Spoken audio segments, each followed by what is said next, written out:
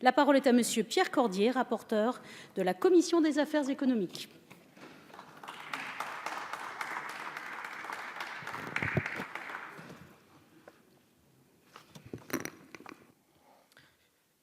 Madame la Présidente, Monsieur le Président de Commission, je pense qu'il ne devrait peut-être pas tarder. Ah, Monsieur le Président, les vedettes se font toujours attendre, Monsieur le Président. Madame la Ministre, chers collègues, le démarchage téléphonique est un sujet qui nous concerne tous. Il est constant dans tous les territoires de France, sans distinction sociale ou politique. Il nous a tous, un jour, touchés de manière directe.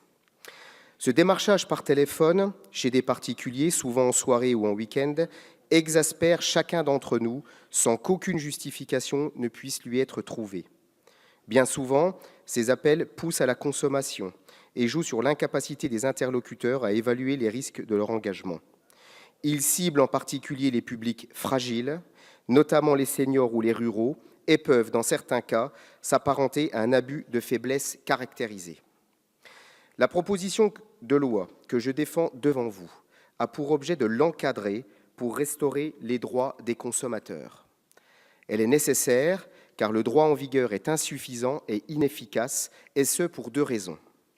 Premièrement, il repose sur un droit d'opposition et non sur un consentement préalable. Cela fait de la prospection téléphonique le seul système de démarchage où le consentement par défaut du consommateur est admis. Ce droit d'opposition ne saurait constituer une protection suffisante. En effet, nombre de citoyens ne sont pas informés de leurs droits. D'autres, qui le connaissent, ne savent pas en faire usage ou sont découragés par les démarches à accomplir. Deuxièmement, le dispositif d'opposition mis en place au travers de la plateforme Blocktel est inefficace.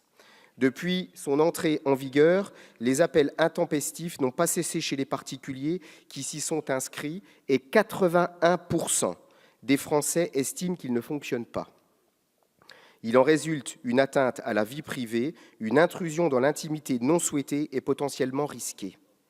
Les droits des consommateurs, qui devraient pouvoir ne plus être importunés chez eux contre leur gré et ne plus être assaillis d'offres commerciales qu'ils n'ont pas sollicitées, ne sont pas respectés. C'est pourquoi il est aujourd'hui urgent d'agir. Déjà, j'avais déposé un amendement en ce sens dans le cadre du projet de loi pour un État au service d'une société de confiance. Cet amendement demandait au gouvernement de remettre au Parlement un rapport présentant les modifications législatives à apporter pour protéger les consommateurs des abus du démarchage téléphonique. Le rapporteur de ce projet de loi à l'Assemblée, M. Guerini, avait reconnu que le sujet était d'importance, mais estimé qu'il n'avait pas sa place dans un projet de loi traitant des relations entre l'administration et les citoyens. J'ai donc pris la responsabilité de rédiger une proposition de loi consacrée exclusivement à ce sujet important. Cette proposition de loi poursuit donc deux objectifs principaux. Premièrement, garantir le consentement à la transmission des données. Deuxièmement, rendre plus transparents les appels de démarchage téléphonique. En ce qui concerne le consentement, l'article 1er, supprimé en commission des affaires économiques, permet de garantir que les consommateurs consentent explicitement et de manière préalable à être démarchés à des fins de prospection commerciale. Il s'agit de renverser le paradigme pour passer d'un droit d'opposition à une obligation d'autorisation. J'ai déposé un amendement pour rétablir cet article qui constitue l'essence même de cette proposition de loi.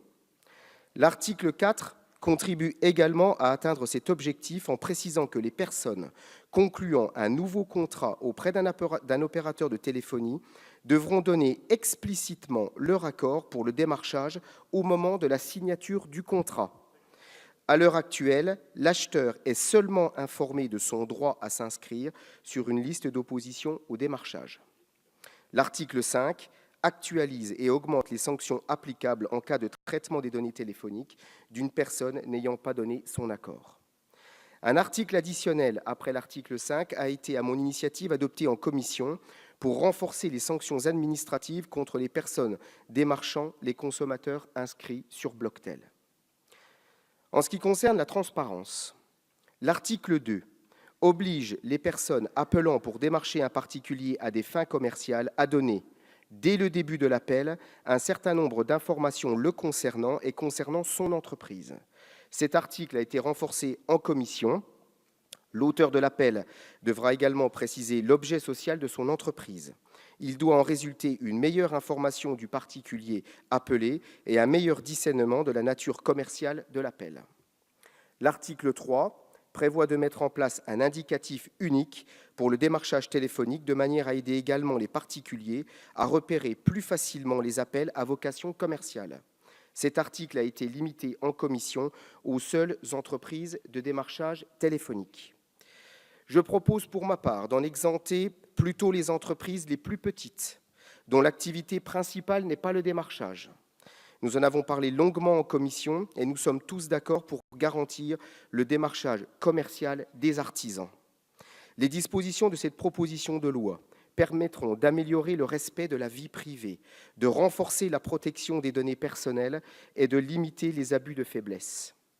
En cela, la proposition de loi s'inscrit dans la ligne droite des démarches entreprises dans le cadre européen du nouveau règlement général sur la protection des données RGPD. Ce texte, adopté par l'Union européenne, a également fait l'objet d'une loi en France, la loi sur la protection des données personnelles, actuellement examinée par le Conseil constitutionnel. Je rappelle d'ailleurs que ce texte, qui va strictement dans le même sens que la proposition de loi étudiée ce jour, a été voté par l'opposition dans une démarche constructive. Pour conclure, je souhaite insister sur deux aspects fondamentaux. En premier lieu, cette proposition de loi est transpartisane. Elle dépasse les clivages politiques. Nous avons tous subi l'expérience du démarchage téléphonique et en avons tous été agacés. C'est pourquoi je souhaite que nous ne soyons pas dans des postures dogmatiques, mais que nous accomplissions la mission pour laquelle nous avons tous été élus, la défense des droits de nos concitoyens. Je sais que La République En Marche est également très attachée à la lutte contre le démarchage. Ainsi, la semaine dernière, aux questions orales sans débat, Madame la ministre, vous répondiez à la question de la députée La République En Marche, Madame Bérangère Abba. Alors que Mme Abba dénonçait le fléau du démarchage téléphonique, vous lui avez répondu que le gouvernement allait soutenir plusieurs dispositions de la proposition de loi que j'ai l'honneur de présenter aujourd'hui. Il y a quelques années, M. Jacques Mézard, alors sénateur, déposait et défendait lui-même une proposition de loi qui allait dans le même sens. Elle avait été adoptée à l'unanimité du Sénat. Rien ne saurait justifier, à mes yeux, un changement radical de positionnement de votre part aujourd'hui. En second lieu, nous avons entendu beaucoup de remarques quant aux menaces que pouvait faire peser cette proposition de loi sur l'emploi et l'activité de nos entreprises, en particulier les plus petites. Je tiens à vous rassurer par avance. D'une part, cette proposition de loi n'a pas pour objectif d'empêcher complètement le démarchage téléphonique. Elle vise simplement à garantir que seuls ceux qui y consentent effectivement en fassent l'objet. Ce principe, qui, je le répète, prévaut pour les messageries électroniques comme pour les SMS, n'affectera pas sensiblement l'emploi ou l'activité commerciale de nos entreprises. Certaines personnes consentiront à être démarchées, comme d'autres consentent aujourd'hui à recevoir des propositions par courriel et SMS, parce qu'elles y voient un intérêt.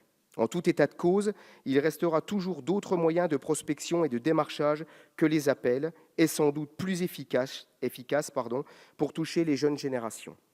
Par ailleurs, 11 États membres de l'Union européenne ont fait le choix d'un système d'accord préalable, sans pour autant que des difficultés n'aient été relevées. L'Allemagne, par exemple, comparable à la France en de nombreux domaines, a choisi ce principe. On ne peut pourtant pas dire qu'elle ne cherche pas habituellement à protéger ses entreprises ou ne parviennent pas à le faire. Troisièmement, un tel encadrement est souhaité par les entreprises elles-mêmes, celles qui démarchent ou prospectent d'une manière contrôlée et légitime. Les professionnels des centres d'appel que nous avons rencontrés nous l'indiquent. Les appels intempestifs portent également préjudice au démarchage classique et justifié. Ils augmentent le sentiment de nuisance et d'agacement des consommateurs qui, par conséquent, refusent davantage de prendre un appel ou d'y donner suite. Ces professionnels sont parfaitement conscients de la gêne occasionnée par des appels intempestifs et souhaitent également y mettre un terme, car ceux-ci menacent leur équilibre économique.